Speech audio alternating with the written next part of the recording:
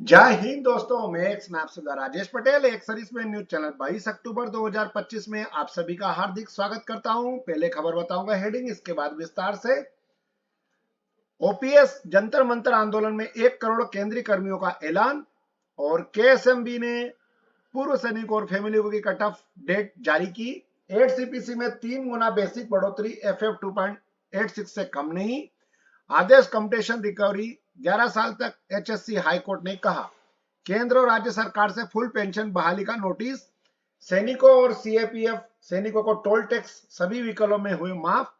पूर्व सैनिकों की भर्ती में सिविल एजुकेशन जरूरी नहीं, नोटिस जारी। अब खबर बताऊंगा मैं आपको विस्तार से। यूपीएस के प्रति कम लोग पुरानी पेंशन योजना के लिए दबाव बनाने हेतु कर्मचारी जंतर मंतर पर विरोध प्रदर्शन की योजना बना रहे हैं। इसमें 23 लाख कर्मचारियों में से केवल 4.5 लाख और 1.111 लाख ने ही एकीकृत पेंशन योजना में जाने का फैसला किया था। इस वर्ष की शुरुआत में शुरू की गई सरकार की एकीकृत पेंशन योजना यूपीएस को अब तक कुछ ही लोगों ने अपनाया है, लेकिन कई कर्मचारी संगठन अब 9 नवंबर को जंतर मंतर पर विरोध प्रदर्शन करने की योजना बना रहे हैं, ताकि पुरानी पेंशन योजना ओपीएस की वापसी पर दबाव बनाया जा सके, जिसे 2004 में राष्ट्रीय पेंशन प्रणाली एनपीएस द्वारा प्रतिस्थापित किया गया था।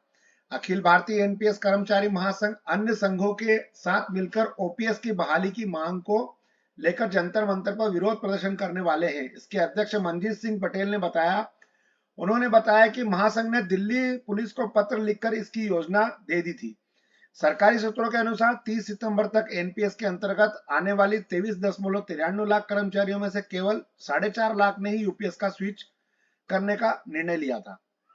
कैबिनेट ने 2024 में यूपीएस को मंजूरी दी थी और वित्त मंत्रालय ने इसे साल के 1 अप्रैल से लागू कर दिया।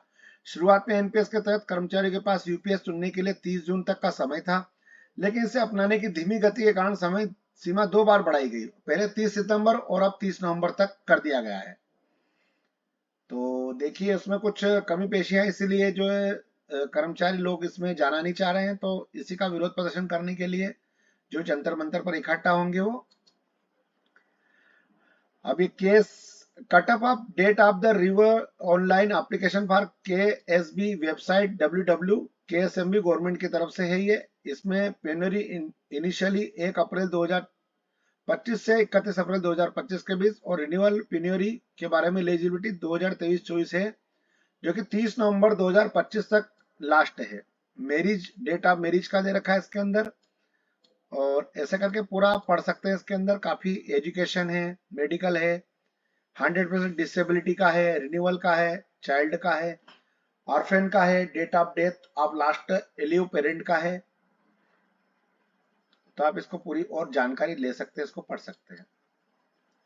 और ये केएसबी की वेबसाइट का भी इसमें ब्यौरा दे रखा है। 31 दिसंबर 2025 तक आप इसके अंदर फॉर्म भर सकते हैं, और ये बाकी जो एलिजिबिलिटी है इसके अंदर यहाँ पे दे रखी है।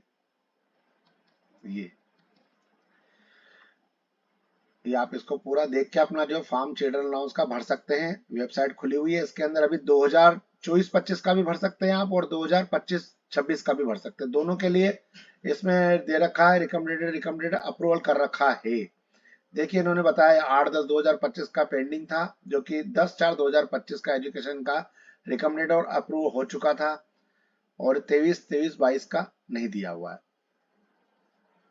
नेक्स्ट खबर, 8वें वेतन आयोग से 3 गुना बढ़ जाएगी बेसिक सैलरी, जाने कब तक मिलेगी खुशखबरी। लाखों कर्मचारियों को 8वें वेतन आयोग के लागू होने का इंतजार है।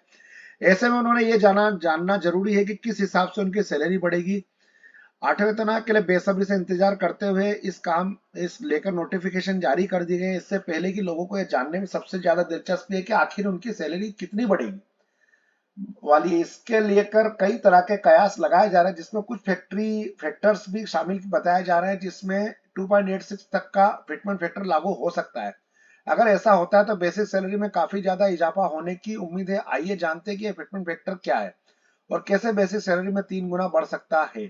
कितनी बढ़ सकती है बेसिक सैलरी? अब इस बार माना जा रहा है कि 2.86 का फिटमेंट फैक्टर 8वें वेतन आयोग लागू कर सकता है, और अगर वाकई ऐसा होता है तो बेसिक सैलरी दुगना नहीं बल्कि लगभग 3 गुना हो सकती है। लेवल 1 केंद्रीय कर्मचारियों की बेसिक सैलरी 18,000 रुपए से उनकी सैलरी 51,000 रुपए तक बढ़ सकती है। इसी फैक्टर के फार्मूले के आधार पर आप अपनी सैलरी का हिसाब भी लगा सकते हैं। लाखों कर्मचारी और पेंशन धारकों को इसका फायदा होगा, लेकिन अब ये सरकार के ऊपर डिपेंड करता है कि क्या करती है, लेकिन उम्मीद और कयादें लगाई जा रही है। अब टोल का झंझट खत्म होगा हमारे सेना के जवानों के लिए, और हमारे ये उसके अंदर पॉइंट्स यहाँ पे हर जगह बोर्ड भी लगा होगा, जिसमें कि defence vehicle, police vehicle, fire fighting vehicle, ambulance और बाकी सबका इसमें दे रखा है कि किस किस को ऑन ड्यूटी पर ये कर रखे हैं, मतलब इनको छूट मिलेगी। दूसरा इसमें दे रखा है कि the personnel of defence service of regular forces and their the private vehicle are exempted for the paying toll irrespective of the whether there are on duty और नॉट। अगर ड्यूटी पर जा रहे हैं तब भी और ड्यूटी पर नहीं जा रहे हैं तब भी ये हम उनको इसमें छूट मिलेगी। ये इसके अंदर क्लियर कट लिखा हुआ टोल टैक्स के उसमें वीआईपी एंड अदर्स व्हीकल्स के बारे में। तो इसमें आप देख सकते हैं जो कि टोल टैक्स जो है अभी जवानों और दोनों का लगता है, वो अभी नहीं लगेगा आगे से। और ये qualitative requirement for the control employment of the staff for the ex-servicemen contribution health scheme ECHS polyclinic के बारे में दिया गया है, जिसमें गोल्ड मॉडिफिकेशन लेटर नंबर 24 22 सितंबर 2003 का है, जिसमें 22 मार्च 2005 दे रखा है। सिवा ECHS के लिए दे रखा है, जो कि आगे बढ़ती है, इसके बारे में आपको बता रहा हूं मैं। ये देखिए, आपको उसको जानकारी देता हूं मैं। ये है इसके अंदर नर्सिंग असिस्टेंट के लिए जनरल है, इसके लिए मिनिमम 5 साल एक्सपीरियंस होना चाहिए, 70% इसमें कोटा है और 28,100 पेमेंट है इसमें। जनरल नर्सिंग का भी इतना ही है। जीएनएम का है, जिसने जीएनएम का कोर्स कर रखा है उनके लिए भी 28,100 है। एक्सरे असिस्टेंट का है 28,100, नर्सिंग असिस्टेंट का है 28,100, लेबोरेटरी असिस्टेंट का है 28,100, डेंटल हाइजीनिस्ट का है 28,100 और ड्राइवर का है 19,700 रुपए और प्यून का है 16,800 रुपए, सफाई वाले का है 16,800 रुपए और क्लर्क और डाटा एंट्री वाले का है 22,500 रुपए। ऐसे करके जो ECHS वालों के लिए जो है ये वैकेंसियां हैं ECHS की। जो भी कोई मेडिकल से संबंधित है वो इसके अंदर जरूर फॉर्म भर सकता है और जा सकता है।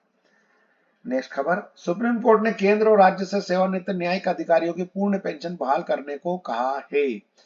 मुख्य न्यायाधीश BR गवई और न्यायमूर्ति विनोद चंद्रन और न्यायमूर्ति NV अजरिया की पीठ अखिल भारतीय सेवानिवृत्त न्यायाधीश संघ AIGRJ के पेश से हुआ अधिकतम गोपाल झा द्वारा प्रस्तुत दलीलों पर गौर किया। एसोसिएशन ने द्वितीय न्यायिक वेतन आयोग की सिफारिश का भी हवाला दिया है, जिसमें कहा गया था कि ब्याज सहित परिवर्तित राशि सामान्यतः 11 वर्षों के भीतर वसूल कर ली जाती है तथा 12 वर्षों में अधिक समय तक वसूली जारी रखना अनुचित है, जो कि 15 साल के मौजूदा अवधि को इंतजार करने के बजाय कम करना चाहिए। इसी के ऊपर जो है केंद्र ने और कोर्ट ने बताया है वसूली के लिए। तो केंद्र के राज्य और सर्वोच्च न्यायालय के नोटिस से पेंशन नियमों की विस्तृत जांच शुरू होने की उम्मीद है, जिससे कि स्वतः भारत भर के हजारों सेवानिवृत्त न्यायिक अधिकारियों को इसका लाभ मिलेगा, जो कि कंपटीशन हमारा 15 साल कटता है, जो कि अब 11 वर्ष तक कटेगा या फिर 12 वर्ष तक अधिकतम। इसके लिए कोर्ट ने भी एक जज कमेटी बनाई है और उसकी जांच की स्वीकृति दी है, ये उसके बारे में ही है। बस दोस्तों, मेरे पास आज खबर यहीं तक थी। आपका दिन शुभ रहे। जय हिंद। अगर खबर अच्छी लगे तो लाइक और सब्सक्राइब जरूर करें। राम राम।